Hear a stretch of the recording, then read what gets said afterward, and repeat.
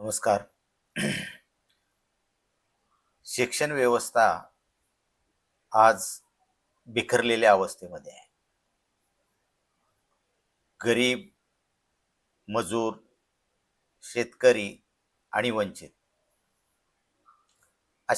असा कोणताही घटक या व्यवस्थेमध्ये टिकून राहील अशी अवस्था आजच्या परिस्थितीमध्ये दिसत नाही.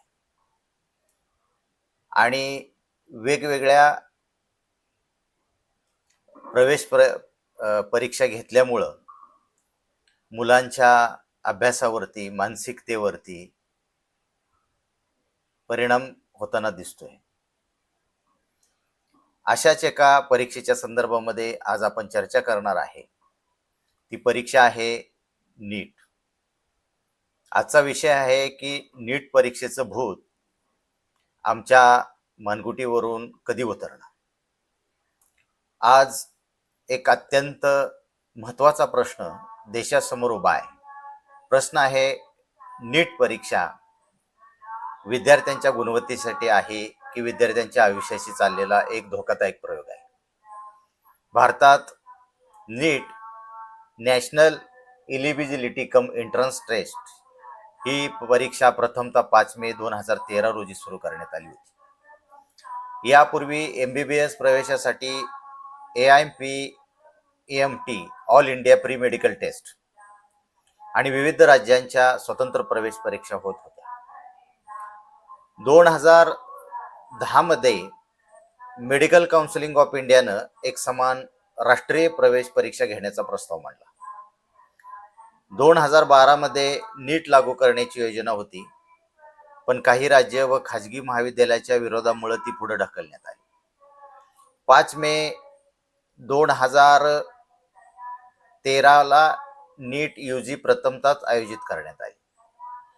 18 जुलै 2013 मध्ये सर्वोच्च न्यायालयानं नीट रद्द केली आणि जुन्या प्रवेश परीक्षा पुन्हा सुरू केल्या.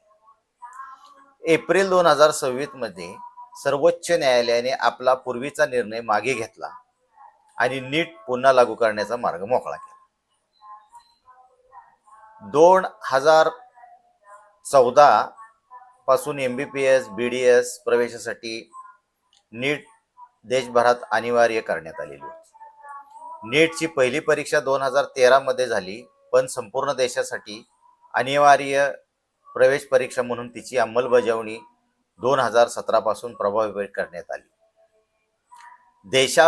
देशभरातील लाखो विद्यार्थी डॉक्टर होण्याचं स्वप्न पाहतात. गरीब शेतकऱ्यांचा मुलगा असो, मजुरांची मुलगी असो किंवा मध्यमवर्गीय कुटुंबातील विद्यार्थी असो, प्रत्येक जण दिवस रात्र अभ्यास करून नीट परीक्षेची तयारी करत असतो. पण या विद्यार्थ्यांना आज सर्वात जास्त भीती अभ्यासाची नाही, तर परीक्षा व्यवस्थेची वाटू लागलेली आहे. दरवर्षी पेपरफुटीच्या बातम्या येतात, निकालावर प्रश्नचिन्ह उभा राहतं, न्यायालयामध्ये खटले चालतात, चौकशा होतात आणि या सर्व गोंधळात लाखो विद्यार्थ्यांचे भविष्य टांगणीला लागते. ज्यांनी प्रामाणिकपणे अभ्यास केला त्यांची चूक काय? एका देशाचं भविष्य घडवणाऱ्या विद्यार्थ्यांना जर सतत संशय, अनिश्चितता आणि मानसिक तणावाच्या वातावरणात जगावं लागत असेल, तर ही शिक्षण व्यवस्था यशस्वी कशी म्हणायची? आज परिस्थिती अशी झाली आहे की काही विद्यार्थी 2-2, 3-3 वर्ष फक्त नीटची तयारी करत आहेत. कोचिंग क्लासेसचे साम्राज्य उभे राहिलेले आहे. लाखो रुपये खर्च होत आहेत. एकच परीक्षा, एकच दिवस आणि एकच निकाल या तत्वावर लाखो विद्यार्थ्यांचे संपूर्ण भविष्य ठरवलं जात आहे. हा न्याय आहे का? पूर्वी राज्यस्तरीय आणि विविध संस्थांच्या प्रवेश परीक्षा होत होत्या. विद्यार्थ्यांकडे अनेक संधी होत्या.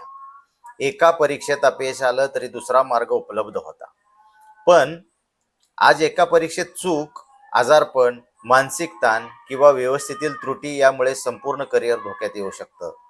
सर्वात वेदनादायक बाब म्हणजे विद्यार्थ्यांच्या आत्महत्या.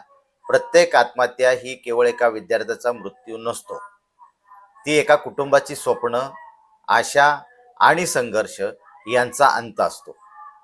जर एखादी परीक्षा विद्यार्थ्यांमध्ये इतका प्रचंड मानसिक ताण निर्माण करत असेल की त्यांना जीवन निरर्थक वाटू लागेल, तर त्या व्यवस्थेचा गंभीरपणे पुनर्विचार करण्याची वेळ आलेली आहे.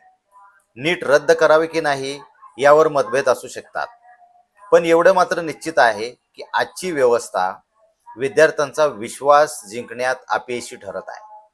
सरकारनं स्वतःला काही कठोर प्रश्न विचारले पाहिजेत. पेपरफुटी का होते? विद्यार्थ्यांना न्यायाची खात्री का वाटत नाही? कोचिंग उद्योग एवढा प्रभावी का झाला आहे? आणि सर्वात महत्त्वाचं म्हणजे विद्यार्थ्यांच्या आत्महत्या थांबवण्यासाठी नेमकं काय केलं जात आहे? देशाला डॉक्टर हवेत, पण त्याहून आधी देशाला जिवंत, आत्मविश्वासपूर्ण आणि सुरक्षित विद्यार्थी हवेत. शिक्षण व्यवस्था ही विद्यार्थ्यांना संधी देण्यासाठी असते, त्यांना निराशेच्या गर्तेत ढकलण्यासाठी नाही. म्हणूनच आज गरज आहे ती केवळ परीक्षा घेण्याची नाही, तर विद्यार्थ्यांचा विश्वास परत मिळवण्याची आहे.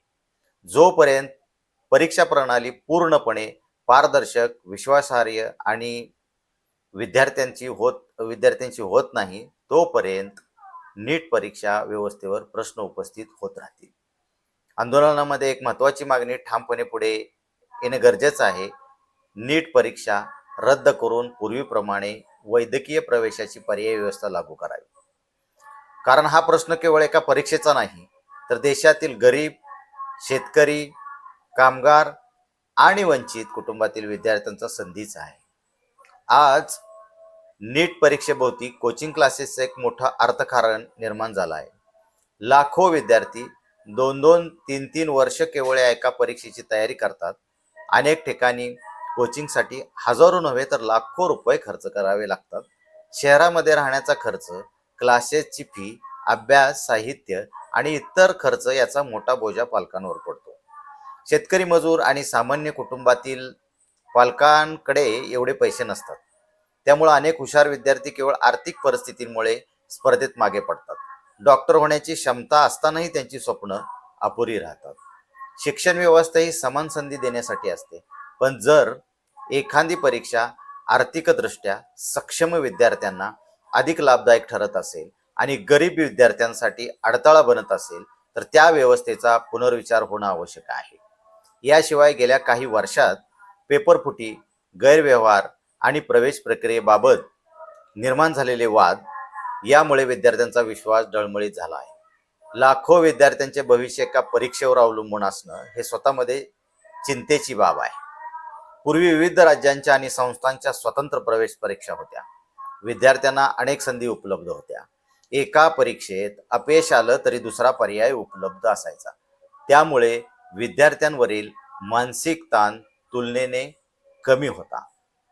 म्हणून आंदोलनकर्त्यांना, विद्यार्थ्यांनी सरकारसमोर हा प्रश्न ठामपणे मांडणे आवश्यक आहे की शिक्षणातील समानता, सामाजिक न्याय आणि सर्व घटकातील विद्यार्थ्यांना समान संधी देण्यासाठी प्रवेश व्यवस्थेचे पुनर्मूल्यांकन व्हावं. ही मागणी कोणत्या विद्यार्थ्याविरोधात नाही, ही मागणी गरीब, ग्रामीण आणि वंचित समाजातील विद्यार्थ्यांना न्याय मिळावा यासाठी आहे. देशातील प्रत्येक गुणवंत विद्यार्थ्याला आर्थिक परिस्थितीची अडचण न येता डॉक्टर होण्याची संधी मिळाली पाहिजे. कारण शिक्षण हे श्रीमंतांचे विशेषाधिकार नसून ते प्रत्येक नागरिकांचा हक्क आहे. कारण विद्यार्थ्यांचं भविष्य हे कोणत्या प्रयोगशाळेतील प्रयोग नाही. धन्यवाद.